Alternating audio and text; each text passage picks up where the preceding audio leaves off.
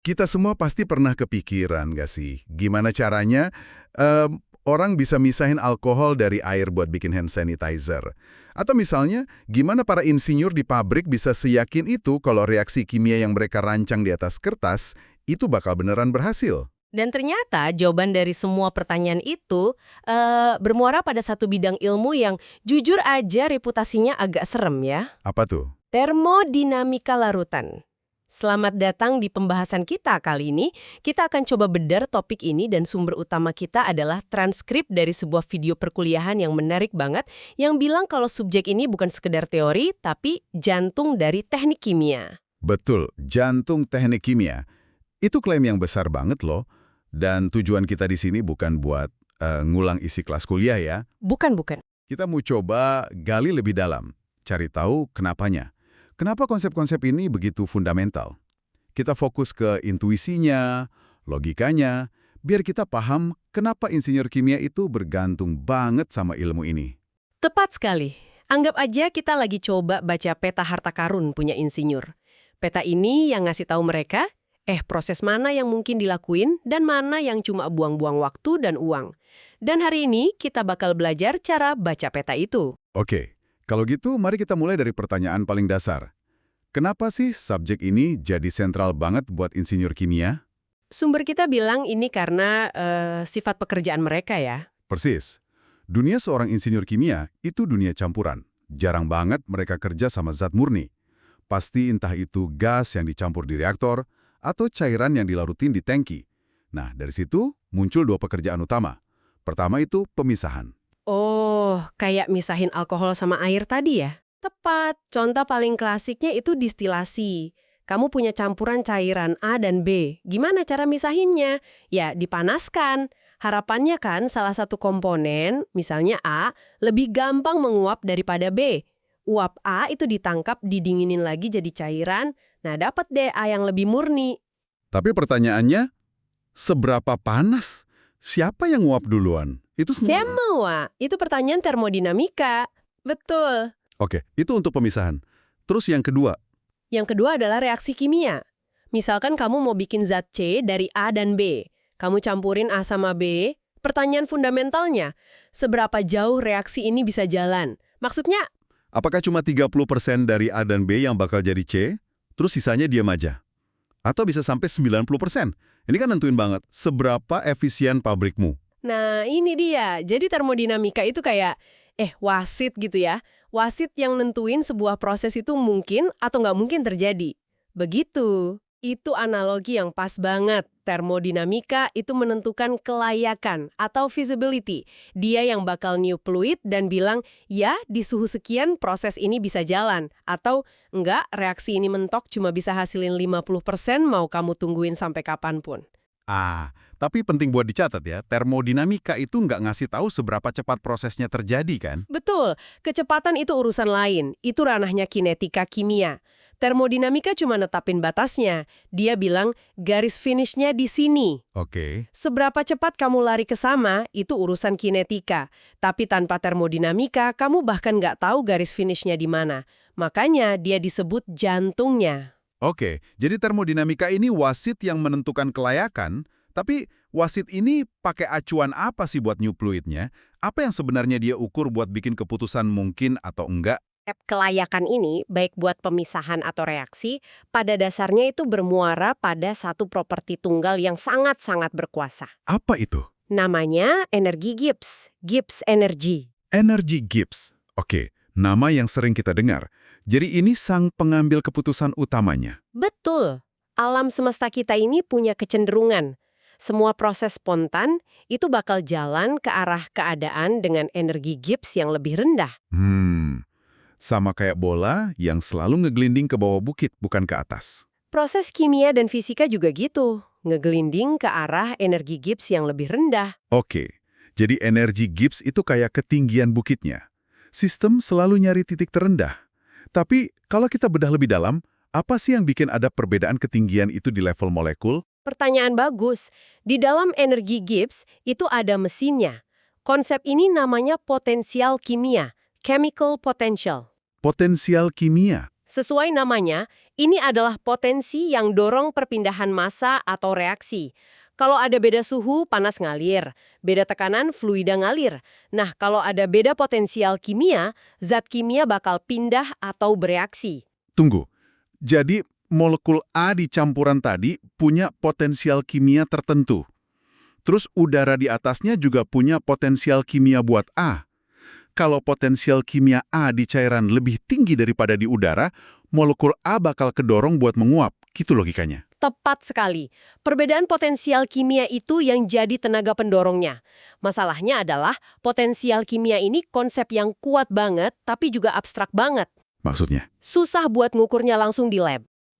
Jadi kita punya konsep pendorong yang fundamental, tapi kita nggak bisa ngukur dengan gampang. Terus gimana para insinyur kerja di dunia nyata? Disinilah para ilmuwan cerdik. Mereka bikin properti lain yang lebih praktis, bisa diukur, dan secara matematis nyambung langsung ke potensial kimia. Namanya fugasitas. Fugasitas?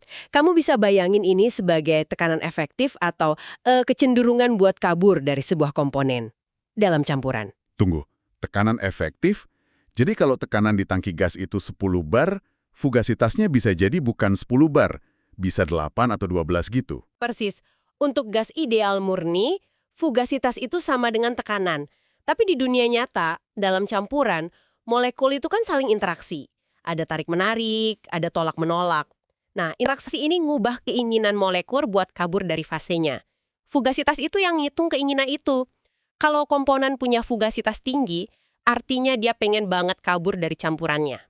Jadi rantainya gini, kita nggak bisa ukur potensial kimia, tapi kita bisa hitung fugasitas. Karena fugasitas nyambung ke potensial kimia, dan potensial kimia itu mesinnya energi Gibbs, jadi dengan tahu fugasitas, kita bisa prediksi prosesnya bakal jalan kemana. Gitu alurnya ya, kamu ngerangkumnya dengan sempurna. Rantai Gibbs potensial fugasitas ini tulang punggung kuantitatif dari seluruh termodinamika larutan. Baik, ini menarik. Karena kan biasanya untuk memahami sesuatu yang kompleks, kita mulai dari yang simple. Dan di termodinamika, ada yang namanya model ideal kan? Betul sekali, kita butuh titik acuan, sebuah dunia sempurna buat perbandingan. Sumber kita nyorot 2 model utama. Pertama, model campuran gas ideal. Oke. Ini buat gas tekanan rendah, di mana kita bisa anggap molekul-molekulnya itu kayak bola kecil yang nggak peduli satu sama lain. Perilakunya ngikutin hukum gas ideal yang kita kenal dari SMA. Oke, untuk gas, asumsinya molekulnya jauhan, jadi masuk akal. Tapi buat cairan, di mana molekulnya dempet-dempetan dan interaksinya erat banget, model idealnya pasti beda dong kan? Gimana kita definisiin sebuah larutan ideal? Pertanyaan yang tajam banget. Untuk cairan modelnya itu model larutan ideal. Asumsinya bukan nggak ada interaksi, tapi semua interaksi itu sama rata sama rasa. Gimana tuh maksudnya? Bayangin kamu punya campuran molekul A, misalnya air, dan B, misalnya alkohol. Di larutan ideal, kekuatan tarik-menarik antara A dan B itu diasumsikan sama persis dengan kekuatan tarik-menarik antara sesama A atau sesama B. Jadi, molekul air nggak lebih suka sama molekul air lain dibanding sama molekul alkohol. Dan sebaliknya, semuanya sama aja. Tepat.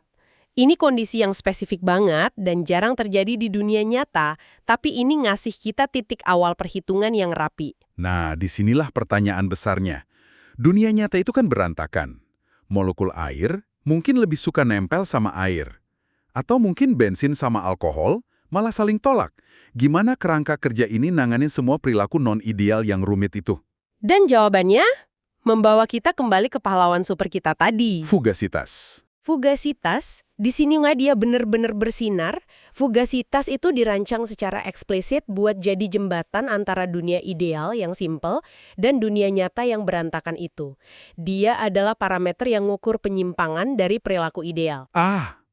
Jadi kita nggak buang model ideal yang simple itu. Kita tetap pakai, tapi kita pakai fugasitas sebagai semacam faktor koreksi buat ngitung semua keanehan di dunia nyata. Itu cara yang bagus banget buat ngejelasinnya. Semua efek non-ideal yang kompleks, gaya tarik-menarik yang nggak seimbang, ukuran molekul, tolakan antar gugus fungsi, semua itu bisa dirangkum dalam satu angka, fugasitas. Luar biasa. Ini ngubah cara pandang saya soal fugasitas. Bukan cuma tekanan efektif, tapi juga pengukur ketidakidealan. Betul.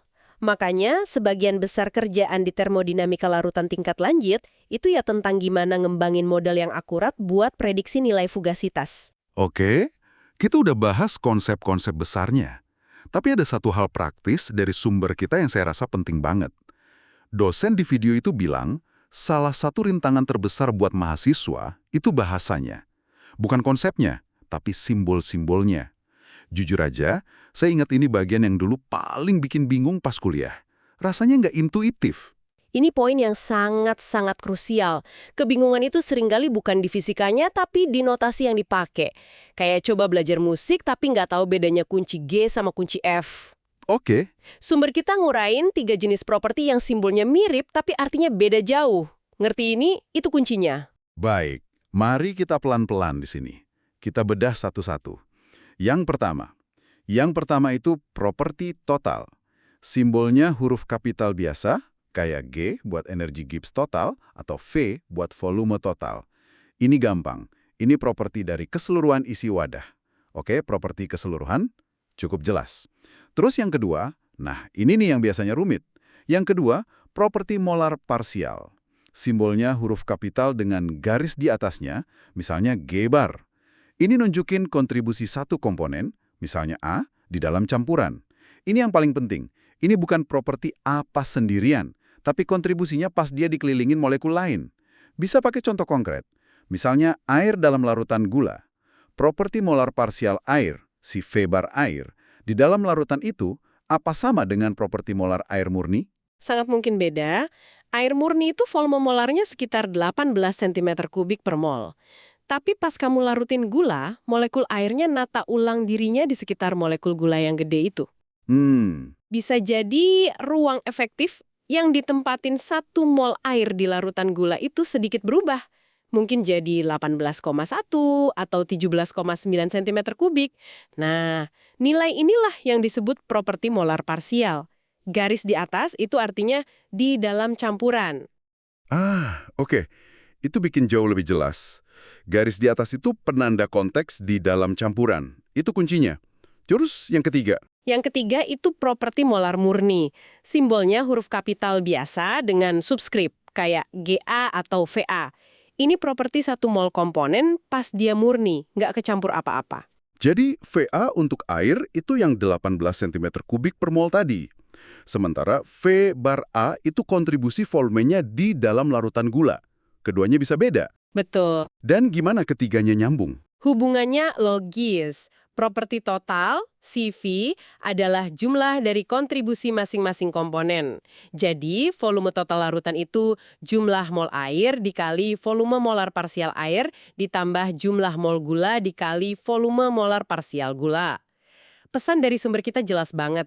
Kalau bisa bedain antara G total, Ga bar parsial di campuran, dan Ga murni, sisa perjalanan belajar termodinamika bakal jauh lebih mulus. Tepat.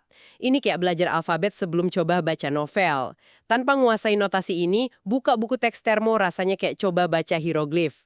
Baik, ini benar-benar pembahasan yang padat dan mencerahkan. Mari kita coba rangkum ya.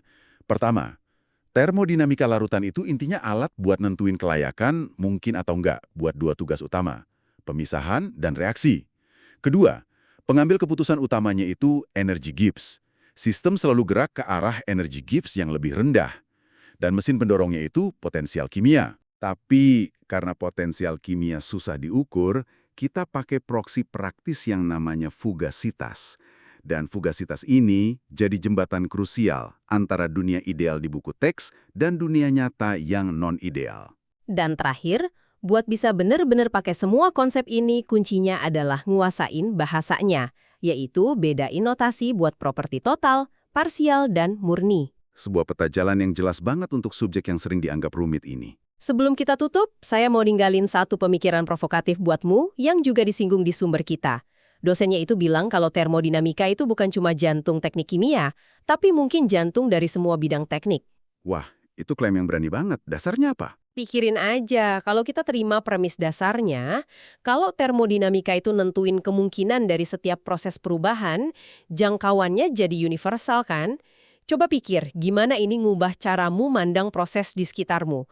Pembakaran bensin di mesin mobil, terbentuknya awan dan cuaca, bahkan proses nyeduh kopi di pagi hari. Bukannya itu semua pada dasarnya juga pertanyaan tentang kelayakan termodinamika? Jadi, semua yang terjadi di alam semesta ini cuma rangkaian proses yang lagi nyari keadaan energi Gibbs terendah yang bisa dicapainya. Wow, jadi pada dasarnya alam semesta ini cuma pengen bersantai secara termodinamika. Sesuatu untuk kita renungkan.